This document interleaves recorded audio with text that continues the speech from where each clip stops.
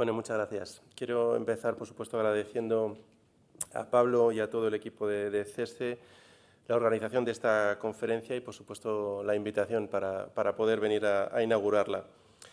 Son 18 ediciones de un foro dedicado a los riesgos empresariales internacionales y el hecho de que hoy el auditorio, después de 18 ediciones tratando ese tipo de temas, siga siendo un auditorio repleto, habla mucho sobre el momento que estamos viviendo, pero también habla sobre la calidad del trabajo que se hace aquí en CESCE y también, como no, sobre la calidad de los invitados, y estamos muy orgullosos y contentos de tener al profesor Rodrigo hoy con nosotros. El título que han elegido este año habla de riesgos empresariales en un mundo en transformación. Este título también podía haber valido para ediciones anteriores, pero esta mañana yo creo que podemos todos tener en mente que quizá estemos ante un momento en el cual esta vez sí es distinto. Y no es por una cuestión de grado o de intensidad de estos riesgos, sino más bien por una cuestión de la naturaleza de los mismos. Los riesgos empresariales clásicos de tipo de cambio, riesgo de impago, riesgo al ciclo económico, son riesgos que podemos medir, son riesgos que podemos modelizar y que, por lo tanto, podemos cubrir. Y precisamente para eso existen instituciones como CESCE. Son riesgos que operan dentro de un sistema, cuyas reglas básicas más o menos conocemos. Hay un marco común de referencia, instituciones, normas, mecanismos de resolución de disputas que permiten hacer cálculos y, por lo tanto, tomar decisiones informadas. Sin embargo, el riesgo que enfrentamos hoy no es un riesgo dentro del sistema. Es un riesgo con respecto al sistema en sí, con respecto al marco en el que nos movemos. Un riesgo que afecta a las reglas que hacen posible calcular y gestionar los demás riesgos. Y lo que hace, además, este momento particularmente complejo es que no se trata de un riesgo que venga desde un solo frente, sino que viene desde múltiples lados.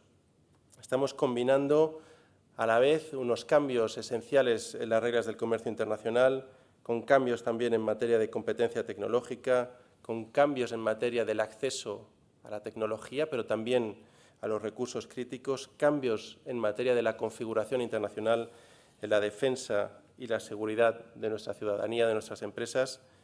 Y cualquiera de estos cambios por separado sería todo un reto generacional, pero es la simultaneidad lo que los convierte en algo cualitativamente distinto a lo que hemos vivido en las últimas décadas. Y permítame trazar un mapa más detallado de estos riesgos a través de distintas capas que se superponen. El primer riesgo es la erosión, como he dicho antes, del marco normativo internacional. Ese es el riesgo más básico porque es el que sostiene a todos los demás. El sistema multilateral que ha organizado el comercio y la inversión durante décadas se está debilitando. Y esto no es nuevo. El órgano de apelación, por ejemplo, de la OMC lleva años bloqueado, entre otras cosas. Sin embargo, la velocidad de este cambio sí que es distinta. Se está acelerando, incluso llegando a ser exponencial. Los aranceles se multiplican, aranceles unilaterales en su mayor parte. Estamos acostumbrados en los libros de texto a ver las series temporales de los aranceles como series anuales o como mucho trimestrales. Pues estos días, estos meses, estamos teniendo que ver series intradiarias muchas veces sobre los cambios de los aranceles para nuestras empresas. Estos aranceles, además, se usan cada vez más como instrumentos de presión geopolítica. Sanciones, restricciones a la exportación de tecnología, acceso a mercados vinculados a decisiones geopolíticas o incluso el incumplimiento cada vez más frecuente de los acuerdos multilaterales existentes. Un sistema multilateral que, pese a sus imperfecciones y asimetrías, cumple una función esencial. Ha generado un suelo, un marco, un ancla de previsibilidad sobre el que nuestras empresas han podido planificar. Cuando ese suelo se agrieta, el coste no es abstracto, es el proyecto de inversión que se aplaza, el contrato que no se firma o la contratación que se pospone. Es el coste de la incertidumbre, al fin y al cabo. El segundo riesgo, ya lo ha mencionado Pablo también, es la reconfiguración de las cadenas de valor. La lógica que organizó la producción global durante las últimas décadas de fabricar donde sea más barato, ensamblar donde sea más eficiente, vender donde haya más demanda, está dando paso a algo muy distinto. Una lógica donde la resiliencia pesa tanto como la eficiencia y la proximidad geográfica y el alineamiento empiezan a contar tanto como el coste unitario. Conceptos como nearshoring, friendshoring, redundancia de proveedores, son conceptos que hace 5 o 6 años apenas existían y hoy están en todas y cada una de las decisiones empresariales, incluyendo, por supuesto, las de localización industrial. Y esto no necesariamente tiene por qué ser malo, puede ser una oportunidad, como ya lo ha dicho Pablo, formidable, pero implica un cierto proceso de transición y de ajuste, búsqueda de nuevos clientes y proveedores, rutas comerciales que se desvían y cambian, inversiones que es necesario reorientar, y la velocidad a la que esto sucede es una velocidad vertiginosa y no siempre da tiempo a las empresas, en particular a las pequeñas y medianas, a adaptarse. El tercer riesgo, o reto, como también podríamos ponerlo, es el de la competencia tecnológica y la irrupción de la inteligencia artificial. La carrera por la inteligencia artificial y todos sus componentes, incluidos los semiconductores, elementos de software también o de desarrollos como la computación cuántica, baterías, tecnologías limpias y, por supuesto, la energía necesaria para electrificar nuestras economías, están redefiniendo lo que significa ser una economía avanzada en el siglo XXI. Y esa competencia ya no se libra solo en el mercado, también en materia de regulación. ¿Quién define los estándares? También se libra en el control de los insumos. ¿Quién tiene acceso a las tierras raras, a la capacidad de fabricar chips avanzados? Y también, por supuesto, en la capacidad de atraer y retener el talento, que es, al final, el recurso más preciado de todos y el más escaso. Lo que está en juego no es solo qué país lidera una tecnología concreta, lo que está en juego es quién escribe las reglas de esas tecnologías. Porque quién defina cómo se regula la inteligencia artificial, quién puede acceder a ellas y en qué condiciones, definirá en buena medida el impacto y la forma que tendrán el trabajo, la productividad o la distribución de la riqueza en las próximas décadas. Y esto no solo es un problema o un elemento productivo o incluso laboral, sino también un elemento de cohesión social hacia adelante.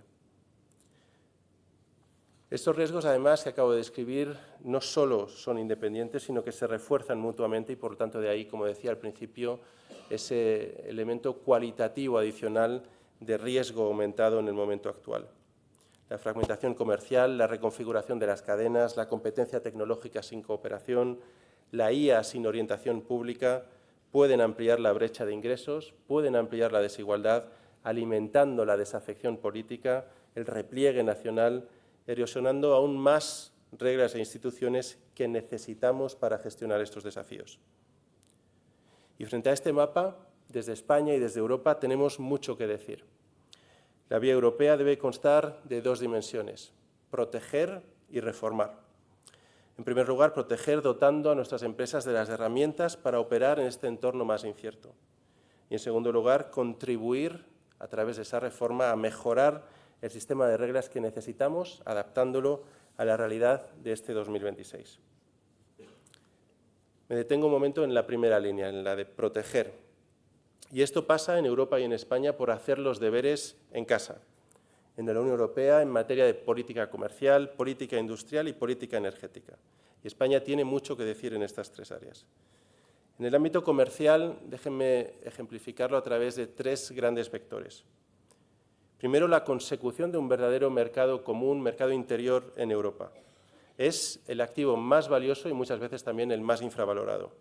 Para una empresa española, el mercado interior tiene que ser la primera línea de resiliencia.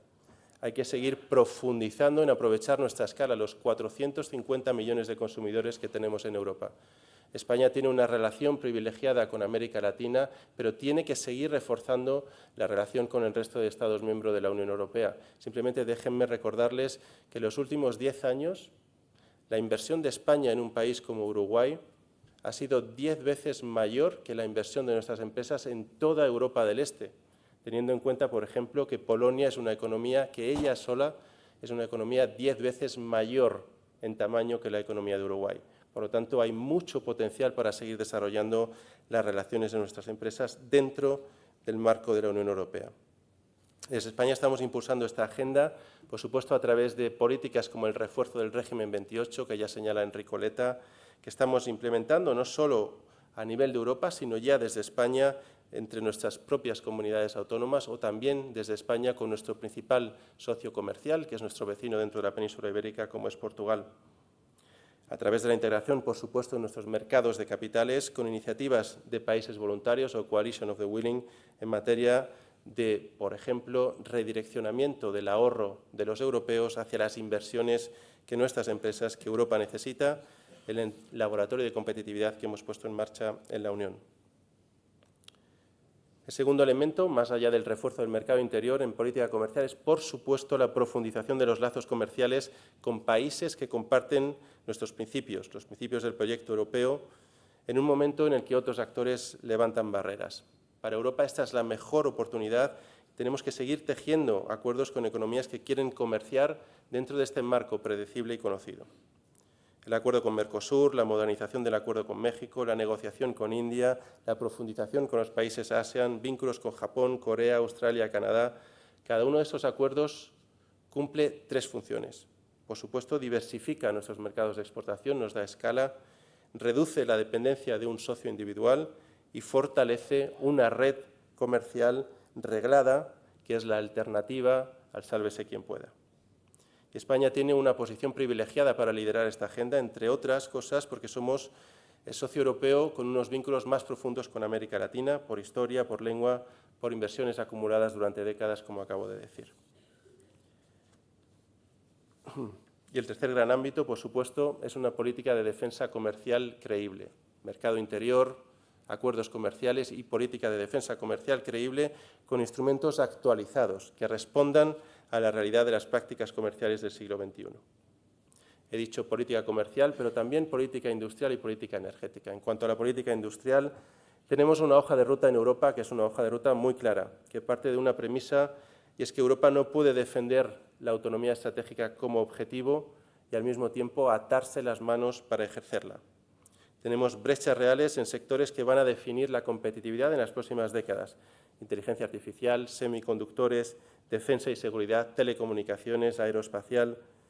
Y no se trata de replicar lo que hacen otros, se trata de construir capacidades propias en los ámbitos donde esta dependencia tiene que convertirse no en vulnerabilidad, sino en fortaleza. España está haciendo su parte, con enormes inversiones, gracias al plan de recuperación, entre otros, en semiconductores, en IA, en capacidades avanzadas en manufactura, dentro de un marco regulatorio predecible, que es en sí mismo ya una ventaja competitiva creciente. Pero, como he dicho, la escala del desafío es europea y avanzar en la agenda Draghi requiere inversiones de una enorme magnitud.